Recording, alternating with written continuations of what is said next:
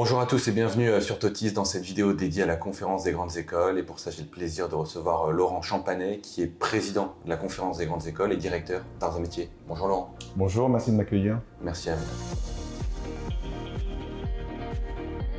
Alors Laurent Champanet, pour commencer, est-ce que vous pourriez nous présenter de manière globale ce qu'est la conférence des grandes écoles? Alors, la conférence des grandes écoles, c'est une association de 1901 qui regroupe près de 250 grandes écoles, majoritairement françaises, un petit peu une 10-20 étrangères. Ce sont des écoles qui sont pour un peu plus de la moitié des écoles d'ingénieurs. Et puis le reste, un gros tiers d'écoles de commerce management. Et puis après, des écoles dans des champs un peu plus vastes, les Sciences Po, les agros, les écoles de la culture, l'école du design, l'école d'archi, voilà, donc une grande variété d'écoles. Et ces écoles, les deux tiers d'entre elles, 65%, sont des écoles publiques. On a toujours tendance à imaginer que grandes écoles, ça veut dire privées. Donc deux tiers sont des écoles publiques qui relèvent de 10 ministères différents. Et le reste sont des écoles qui sont non publiques, c'est-à-dire qu'en général, elles sont à base de structures non lucratives. D'accord, très clair. Merci pour cette première présentation. Alors justement, en tant que président de la conférence des grandes écoles, comment est-ce que vous créez un peu cette cohésion? Quelles sont vos missions? Alors moi, mes missions, qui sont en fait celles de la CGE, c'est déjà de faire en sorte qu'on ait une base d'animation de la vie des écoles et de réflexion autour de commissions sur la formation, sur la recherche, sur comment on intègre les élèves, les voies de recrutement, comment est-ce qu'ils s'insèrent professionnellement, la vie étudiante, la diversité, donc c'est des lieux de réflexion. On a une activité de représentation des grandes écoles auprès de tout le monde, mais majoritairement des pouvoirs publics. On fait pas mal de lobbying pour aller présenter les actions des grandes écoles auprès des parlementaires. Et puis notre dernière action, c'est une action de soutien aux écoles dans leurs activités de formation, et on accrédite des formations. Vous connaissez les MSc, les masters spécialisés, les badges. Effectivement.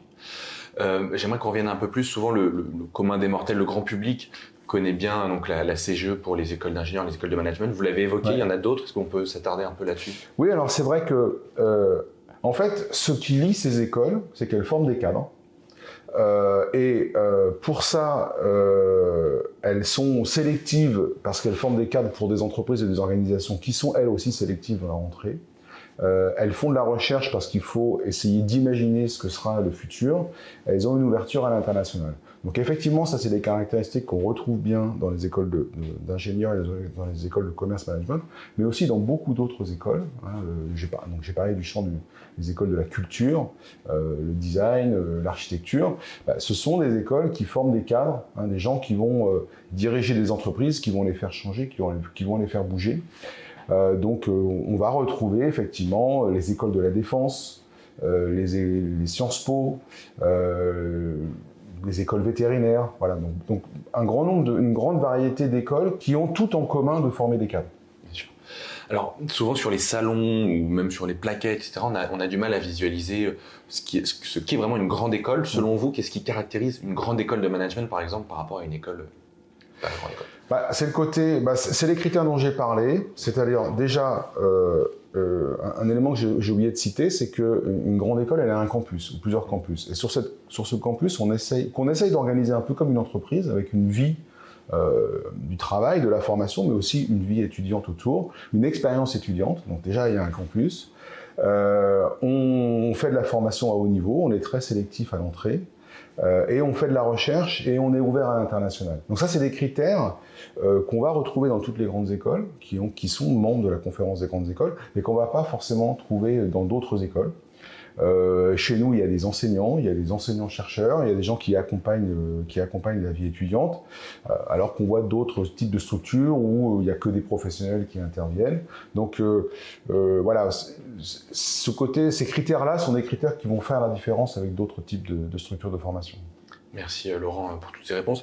Alors souvent pour les jeunes, on a du mal à visualiser voilà, CGE, ESPIG, tout ce qu'on entend un petit peu ces labels, les accréditations. Vous en tant que président de la CGE justement, qu'est-ce que vous dites aux jeunes qui sont un peu perdus parfois dans l'enseignement supérieur? C'est vrai que c'est très très difficile de s'y retrouver. On a brouillé un peu les cartes en rajoutant les labels du ministère du Travail, RNCP, Calliope, donc on ne sait plus trop où trouver la qualité. Je pense qu'il faut passer du temps dans les salons, effectivement, à interroger les écoles sur les critères dont j'ai parlé avant. Très clairement, l'adhésion, être membre de la conférence des grandes écoles, c'est un certain nombre de critères qui sont déjà automatiquement validés, donc c'est déjà une première étape. Quand on parle d'admission post-bac, être dans Parcoursup, c'est déjà un critère de qualité sur le recrutement. Donc il y a un certain nombre de critères comme ça, et puis après le ministère de l'enseignement supérieur qui même si je l'ai dit, il y a des écoles qui appartiennent à d'autres ministères, c'est quand même le ministère d'enseignement supérieur qui donne le là du recrutement dans l'enseignement supérieur, donc met des petits labels de qualité qu'on peut retrouver sur Parcoursup en particulier, et c'est important d'avoir ces labels-là. Voilà. Donc ça, Parcoursup, conférence des grandes écoles, c'est déjà des gages de qualité. Après, il faut regarder un peu plus dans le détail. Effectivement. Donc voilà, si vous avez des questions, allez aussi aux journées portes ouvertes. Je pense que c'est là où on peut le mieux discuter avec les étudiants, avec les différents enseignants. Alors un mot peut-être maintenant sur une opposition. En tout cas, on a l'impression qu'en France, il y a un peu cette opposition permanente entre grandes écoles, universités. En tant que président de la CGE, quelle est votre position là-dessus? Alors pour moi, il n'y a pas d'opposition.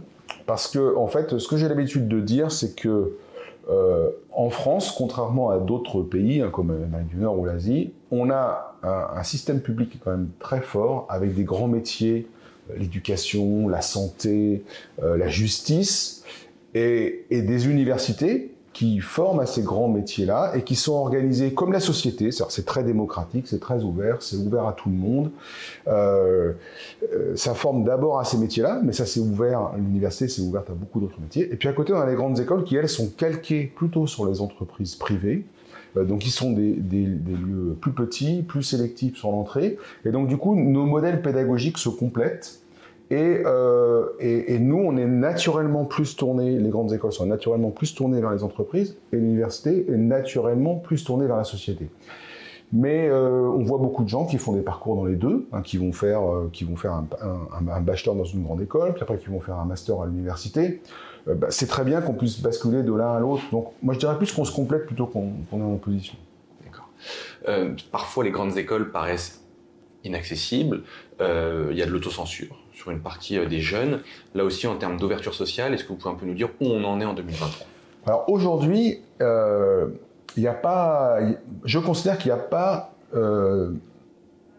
a pas d'aspect matériel qui peuvent interdire de rentrer dans une grande école. C'est clair qu'on est sélectif. On est sélectif sur le niveau académique et sur la motivation des gens, parce que la formation coûte cher et les places sont chères, donc on veut qu'elles soient réservées à des gens qui vont réussir. Mais par contre, après, vous avez parlé d'autocensure. C'est vrai qu'il y a beaucoup d'autocensure, alors que toutes les écoles, qu'elles soient publiques ou qu'elles soient non publiques, ont des dispositifs pour aider les jeunes qui sont en capacité de rentrer. Des systèmes de bourses, on a des fondations qui amènent des bourses.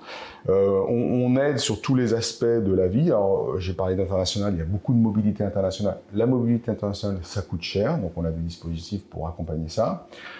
Il y a beaucoup de grandes écoles qui proposent du logement avec des résidences pas très chères. Donc il y a toujours une solution. En fait, il faut tenter sa chance et puis après discuter avec l'école sur comment est-ce qu'on peut se faire accompagner sur les moyens financiers, par exemple, pour pouvoir rentrer.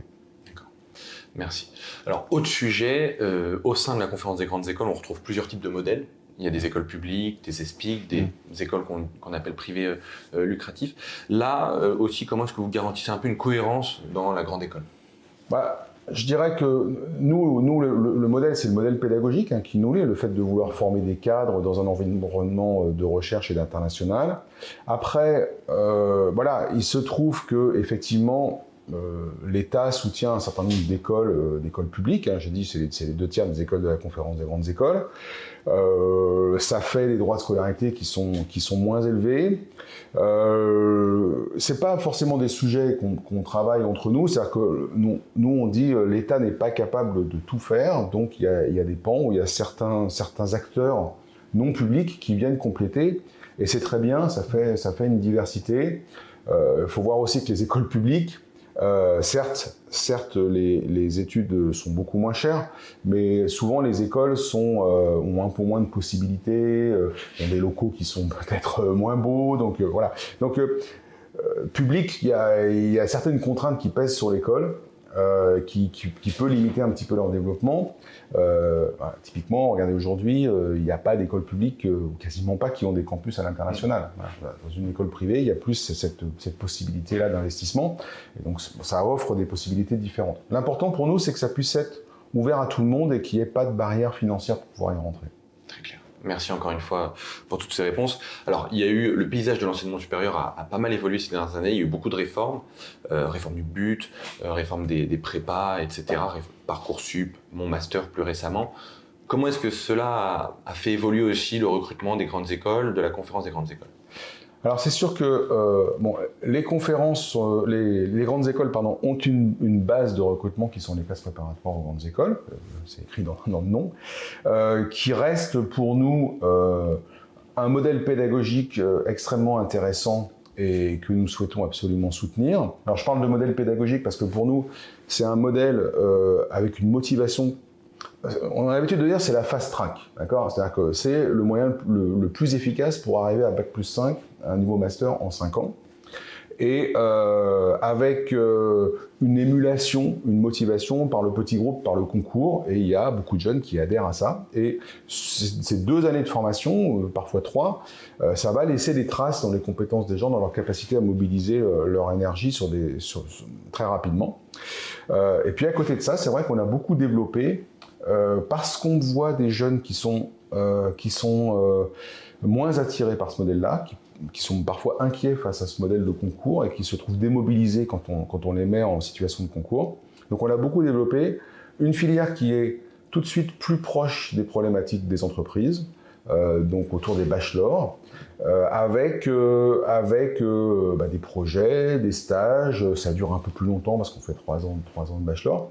Donc aujourd'hui, on a l'habitude de dire que c'est bien qu'on ait élargi parce que ça donne plus de possibilités.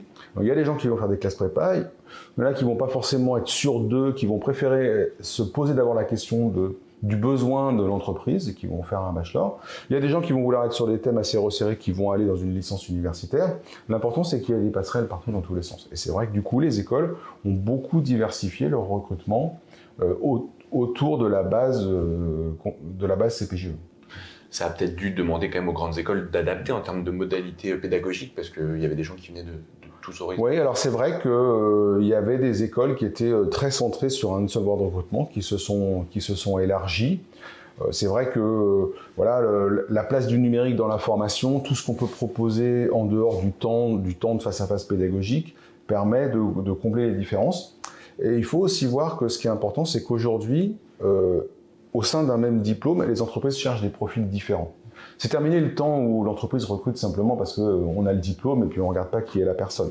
Donc les entreprises regardent aussi quel est le parcours de formation d'un jeune et les entreprises aiment bien pouvoir sélectionner au sein d'un même diplôme des cursus différents. Et puis on fait aussi dans nos formations de plus en plus d'activités de projet et c'est bien de pouvoir mélanger dans des groupes projets des jeunes qui ont eu des parcours différents et qui font un groupe beaucoup plus riche parce que c'est pas une fois la même personne dans ce groupe. Alors vous avez déjà commencé à y répondre, mais on a vu quand même avec la réforme du bac une baisse du nombre de spécialités maths, enfin de jeunes qui faisaient la spécialité maths. Est-ce que vous en êtes inquiet? Est-ce que vous êtes aussi inquiet de la baisse du nombre de candidatures et d'étudiants en prépa, que ce soit éco et certaines prépas scientifiques? Alors oui, on est inquiet, effectivement. À la CGE, on a toujours été des partisans de cette réforme, au sens de pouvoir donner le choix de la motivation, c'est-à-dire de dire voilà ce que j'aime et je vais travailler telle discipline plus que telle autre. On avait cette inquiétude de dire qu'il y allait avoir ce qu'on appelle des filières royales ou des boulevards. Effectivement, il y a quand même, on le voit dans la formation des jeunes, toujours un peu une inquiétude, ceux qui sont bons en maths et ceux qui sont moins bons en maths. Et là, effectivement, on assiste quand même à une scission un appauvrissement du nombre d'étudiants qui sont dans les filières mathématiques, et du coup, ça limite les possibilités après côté CPGE. Mais à côté de ça, on se dit quand même, pas si vous prenez du côté des écoles d'ingénieurs, un jeune qui aurait fait en première terminale physique-chimie puis sciences de l'ingénieur, ou physique-chimie SVT, c'est quand même quelqu'un qui affiche délibérément un goût pour les sciences. Donc on se dit, ces gens-là, comment est-ce qu'on peut les capter autrement ? On ne le dit pas assez, mais quand on fait de la physique et de la SVT, ben, on fait des maths, on utilise des outils mathématiques, alors on apprend les maths différemment. Donc la problématique pour nous, c'est effectivement comment est-ce qu'on récupère aussi ces jeunes-là, dont la formation au lycée aura fait qu'ils ne pourront pas aller dans une classe prépa où les maths ont un poids fort. Mais si on peut avoir d'autres filières comme des bachelors pour les récupérer après, ça reste bien. Très clair, merci. Pour avancer sur un sujet un peu plus ouvert, on a vu là aussi les grandes écoles un peu évoluer à travers des nouveaux enseignements, la prise en compte plus importante de la transition écologique, etc. Est-ce que vous pouvez nous en dire un peu sur l'évolution ? Oui, on a une demande qui vient à la fois des jeunes, qui sont quand même très au fait des problématiques de problématiques et d'urgence écologique, donc qui s'attendent, qui veulent être des acteurs de ces transitions. Une demande de l'État qui est peut-être un peu plus récente, mais qui nous pousse à changer, et puis surtout une demande des entreprises qui veulent avoir des jeunes qui puissent rapidement, lorsqu'ils sont recrutés comme jeunes cadres, puissent initier des transformations dans les entreprises. Alors parfois, ces demandes se combinent pas toutes de la même manière. C'est vrai que on entend parfois des gens dire « mais vous avez supprimé combien d'heures de telle formation pour rajouter des heures de formation sur les transitions ?» Et puis des entreprises qui nous disent « oula, attention, parce que nous, quand on va vouloir passer à l'action dans l'entreprise, on veut toujours des jeunes qui soient forts sur leurs fondamentaux, que ça soit dans le champ des sciences ou que ça soit dans le champ de la gestion, de l'organisation. » Donc on est un petit peu coincé entre les deux. Donc le parti pris qu'on a quand même pris globalement dans les grandes écoles, c'est de dire on garde des enseignements fondamentaux parce qu'il faut équiper nos jeunes d'outils pour être opérationnels. Et on y va à fond sur tout ce qui est donner des clés pour comprendre les problématiques de transition, et surtout on fait des applications, c'est-à-dire que nos cas pratiques de plus en plus intègrent des problématiques de transition. Très clair. On arrive à la fin de cette conférence. Est-ce que, Laurent, vous auriez un dernier mot à celles et ceux qui regarderont la vidéo ? Voilà, comme ça a été dit, il peut y avoir un petit peu une idée de, quand on dit grandes écoles, de milieux fermés, qui n'est pas accessible à tout le monde. C'est absolument faux. Il y a vraiment une volonté des grandes écoles de former des cadres qui vont faire bouger les entreprises et les organisations derrière. Il y a une volonté de ces entreprises et de ces organisations de diversifier, c'est-à-dire d'avoir des cadres qui représentent l'intégralité de la société. Hein, et on sait bien que plus le management d'une entreprise représente la diversité de la société, plus cette entreprise pourra se mettre au service de la société. Et donc du coup, ces grandes écoles, elles sont ouvertes à tout le monde. Tentez le coup, choisissez. Surtout, ne vous inscrivez pas dans un traumatisme Parcoursup. Si vous n'avez pas pris la voie qui vous correspond d'un point de vue pédagogique, vous pourrez changer dans l'année qui suit et venez tenter les grandes écoles. Merci Laurent Champanet d'avoir été avec nous aujourd'hui. Merci. Bon courage à toutes celles et ceux qui sont intéressés par une école de la conférence des grandes écoles. En tout cas, on se retrouve très prochainement sur Totis. Salut!